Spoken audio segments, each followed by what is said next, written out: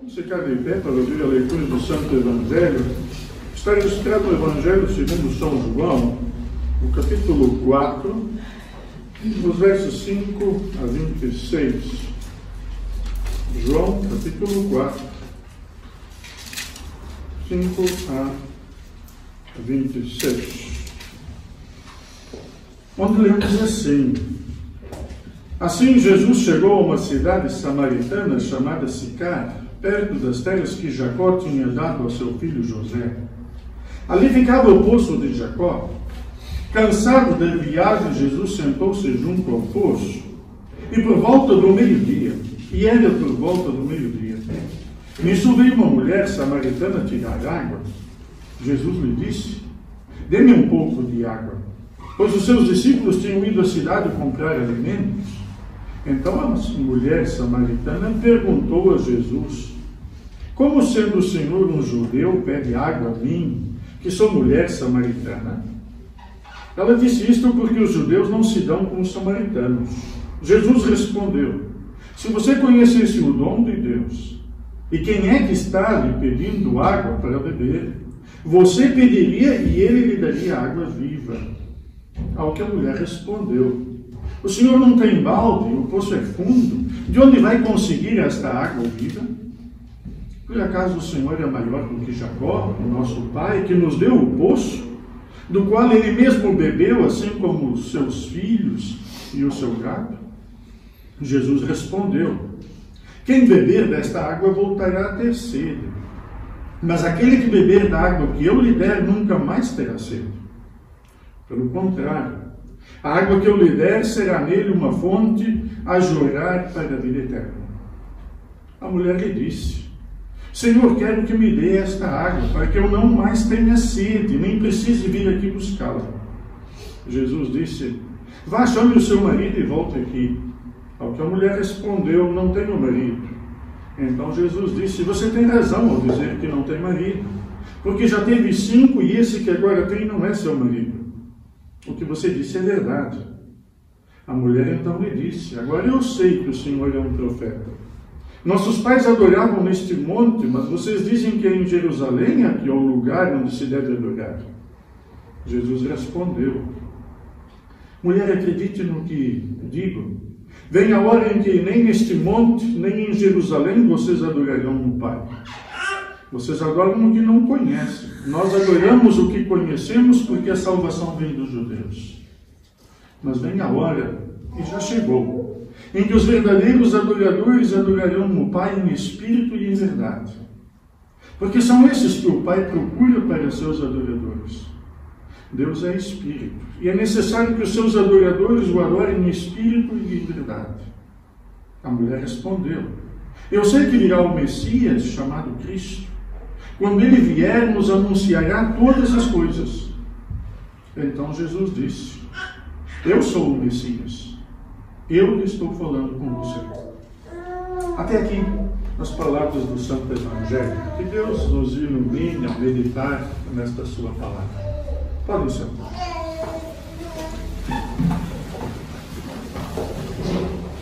Em Cristo Jesus, estimados, é longo esse texto do Evangelho, mas é longo também a caminhada da nossa existência, e há momentos em que a caminhada nos traz algumas dificuldades. O povo de Israel, como nós lemos em Êxodo, estava no deserto e sentiu sede. E nós sabemos e conhecemos, pelo menos, aquilo que o deserto é: não há água. E eles começaram a resmungar com Moisés. Mas não só. Começaram a resmungar com Deus. Afinal de contas, nós saímos do Egito, fomos libertados da escravidão para sermos mortos no deserto. O povo de Israel é uma marca para todos os povos do mundo e para todas as pessoas. Sabe que o mundo mudou muito. Temos hoje tecnologias de ponta. Temos tantas coisas a nossa que não são possíveis. O ser humano mudou muito pouco. Quando as coisas calham-nos bem, rapidamente louvamos a Deus e agradecemos. Quando alguma coisa nos corre mal, então, ó Deus, e então? E a pergunta que termina o texto do Êxodo de hoje diz: está o Senhor no meio de nós ou não? Qual é a importância que Deus tem na nossa vida? E será que em momentos de dificuldade é exatamente lá que Ele nos abandona? O texto de Romanos diz lá que a paciência produz perseverança, perseverança, experiência. Deus nunca disse, não há nenhum texto bíblico que o diga, que quem anda com Ele vai ser rico, vai ter tudo de bom e não vai ter problemas. O que Deus diz é que em todo momento Ele vai estar presente. E esta é a riqueza que um filho de Deus pode ter.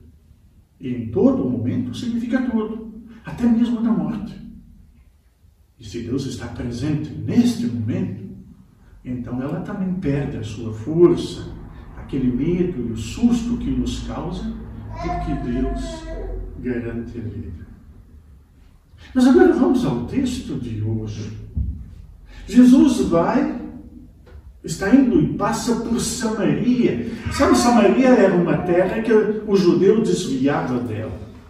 E sabe, é muito curioso, quando nós falamos dos judeus, parece sempre uma discriminação, porque também tinha os fariseus, os saduceus, mas o judeu não se dava com os samaritanos.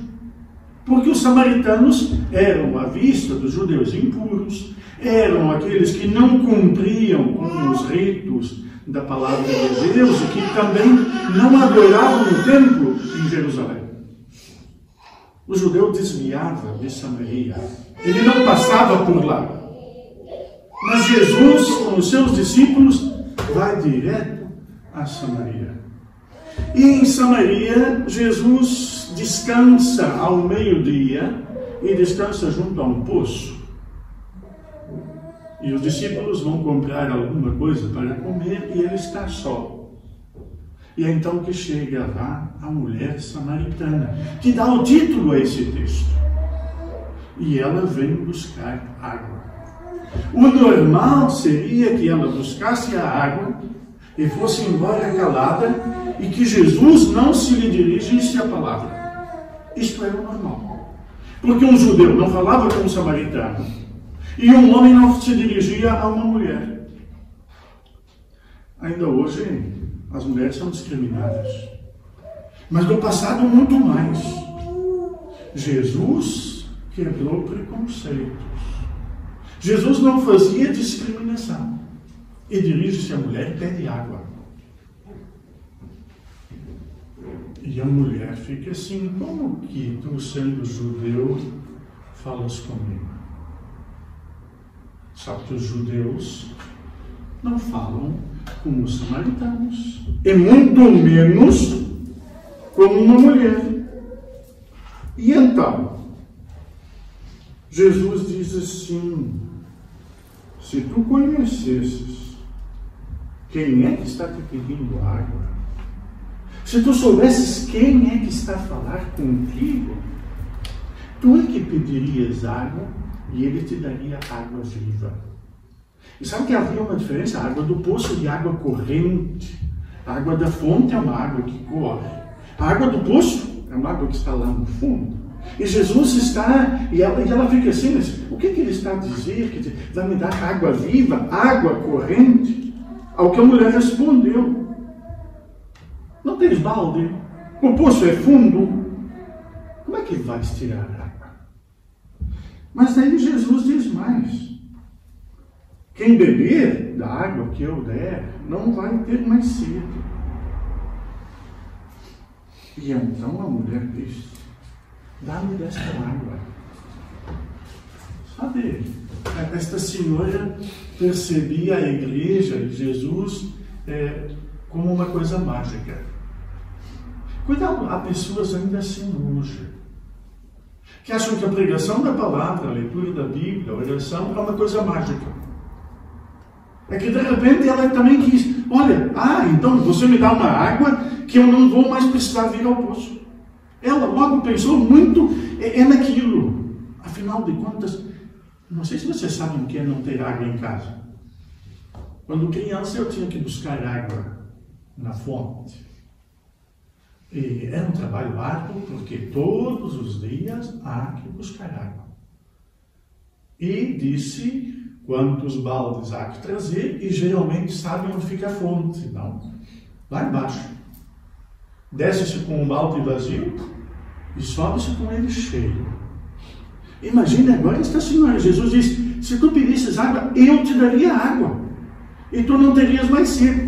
É dessa que eu preciso. É exatamente essa.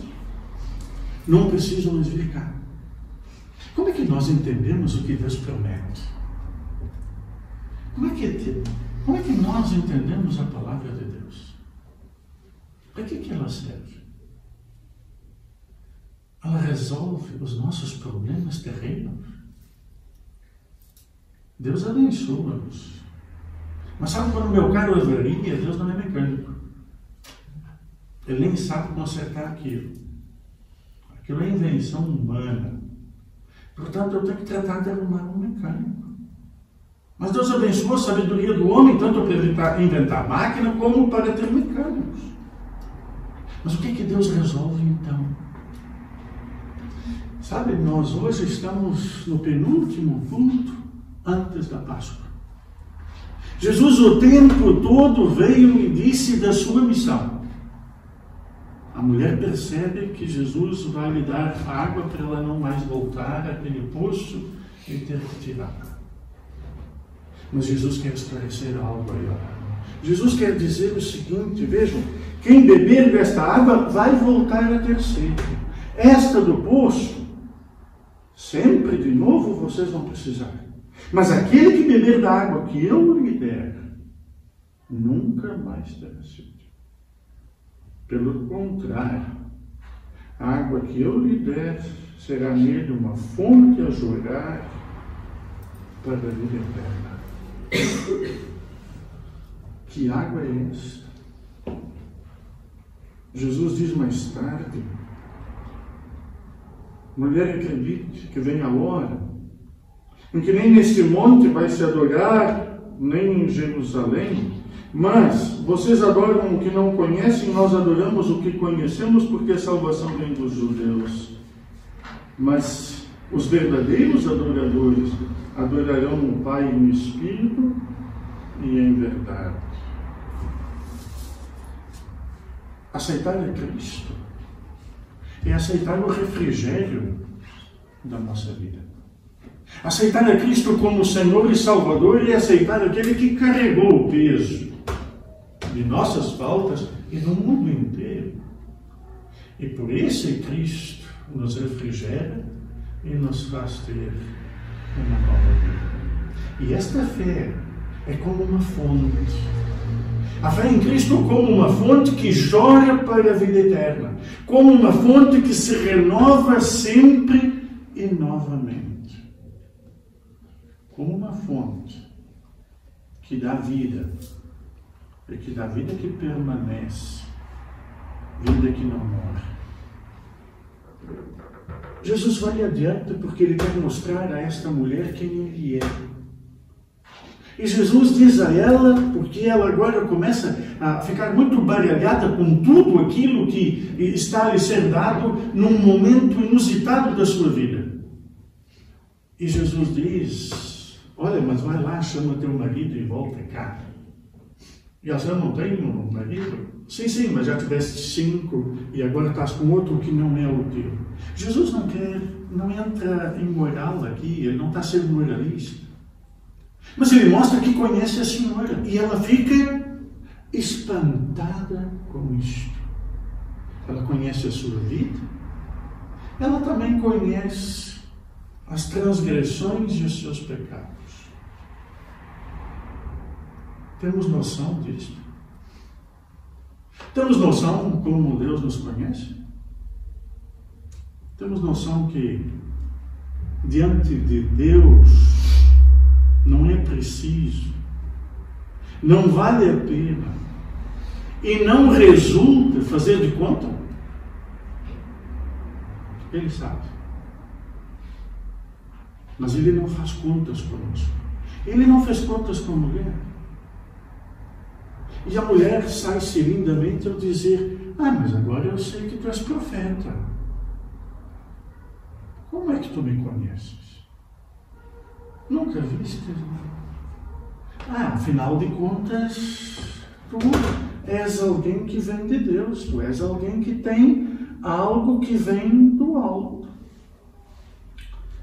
E é então que Jesus vai caminhando para se revelar. E Jesus diz: mas vai vir um tempo que vocês vão adorar verdadeiramente a Deus. E a mulher responde e diz: eu sei que vai vir um Messias, chamado Cristo. E quando Ele vier, nos vai anunciar todas as coisas. Esta é a promessa do Antigo Testamento. O Messias ia dizer, anunciar, fazer todas as coisas. E então Jesus lhe diz: eu sou o Messias. Eu sou esse. Eu que estou a falar contigo. Sabe que Pilatos chateou-se com Jesus porque ele queria saber quem era Jesus. Ele queria saber o que era a verdade. E Jesus não respondeu a ele. Muitas das vezes, o texto bíblico, Jesus escusa-se de revelar-se. E em outros momentos, revela-se completamente. E aqui ele diz a esta senhora: esse Messias que você está esperando, esse sou eu. Jesus revelou-se. Na Semana Santa, que está tão próxima, Jesus entra em Jerusalém, cumpre todo o ritual e toda a obra da salvação que culmina com a sua morte e crucificação. Mas não fica lá. No domingo ressuscita e diz: porque eu vivo, vós vivereis. Eu sou o Cristo de Jesus. Eu sou o Messias prometido, que veio para nos salvar.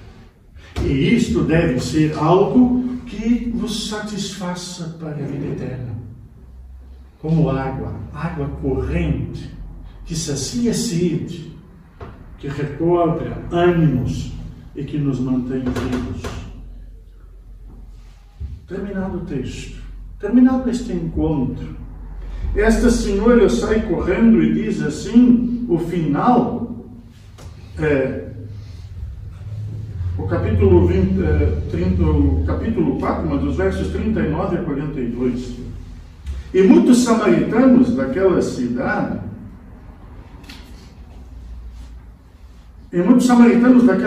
creram em Jesus por causa do testemunho da mulher que tinha dito: ele me disse tudo o que eu já fiz.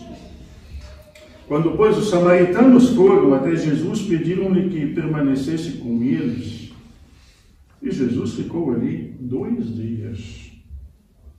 Imagina, Jesus ficou 2 dias e as pessoas pediram para Jesus permanecer com eles. E essas pessoas não eram boas pessoas. Eram samaritanos. Um povo desprezado. É bom lembrar que Jesus gosta de estar com os seus, mesmo sendo estes pecadores. Aliás, foi para isso que ele veio. E eles ficaram, Jesus ficou ali 2 dias. Muitos outros creram nele por causa da palavra de Jesus. E diziam à mulher: agora não é mais por causa do que tu falaste que nós cremos, mas porque nós mesmos ouvimos e sabemos que este é verdadeiramente o Salvador do mundo. A mulher estava anunciando Jesus. A mulher foi dizer ao povo de Samaria: olhem quem eu encontrei. Vejam quem esteve lá no poço e teve uma conversa comigo. E o povo não foi. Pelo testemunho dela, lá foram. Mas depois souberam lhe dizer: nós cremos porque nós mesmos ouvimos e agora sabemos que este é verdadeiramente o Salvador do mundo. Nós também ouvimos, nós também recebemos o testemunho. Mas agora, Cristo falou exatamente para cada um de nós. E nós não cremos porque os outros creram. Nós cremos porque a palavra de Deus veio a nós. E porque Cristo também disse a nós que Ele é o prometido. Que Ele é o que vindo ao mundo traz-nos perdão, vida e salvação.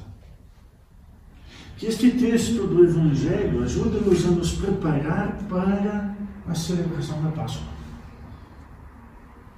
Porque nós, tendo ouvido e sabendo de Cristo, fiquemos firmes e bebamos desta fonte para refrigério de nossas vidas. Deixe eu fazer uma nota. Hoje é dia dos pais. E aqui alguns pais. E dia dos pais remete para filhos, remete para família. Pais têm muitas tarefas a realizarem e que muitas vezes e também em muitas delas falham. Pais são pecadores como outros seres humanos. Mas pai é um dom. Ser pai é uma prenda que Deus dá a um ser humano. E diante das tarefas do pai, além do sustento, além do ensino, além do amparo, além do exemplo, enfim, são múltiplas as tarefas e funções do pai, há uma que é importantíssima. Esta mulher saiu correndo e falou que tinha encontrado o Messias. E salvou, levou o conhecimento da salvação a muitas pessoas. Provavelmente não há seres no mundo que nós gostamos mais do que os nossos filhos. Não acho que não estou a exagerar, pois não? Dificilmente um amor tão incondicional nós encontramos no mundo do que aquele de pais com respeito aos seus filhos. Agora imagina, por causa deste amor de pai aos filhos, e como um pai quer o melhor para os filhos, o que será que um pai pode dar de herança maior a um filho do que o testemunho de que encontrou Cristo e de que em Cristo tem salvação e vida para sempre? Imagine, há pais que lutam muito para dar algum conforto material para os filhos. No entanto, pelo testemunho, pela fé, pela oração, pais podem dar e ofertar aos filhos a eternidade, um futuro com Deus e uma vida plena com o próximo. Que Deus abençoe os pais nesta tarefa e lhes dê a verdadeira fé e suporte nas dificuldades e dê força para realizar tudo isto por amor daquele que realizou a obra da salvação por cada um de nós. Amém. E a paz de Deus, que a paz que excede o nosso humano entendimento, guarde os nossos corações e mentes em Cristo Jesus para a vida eterna. Amém.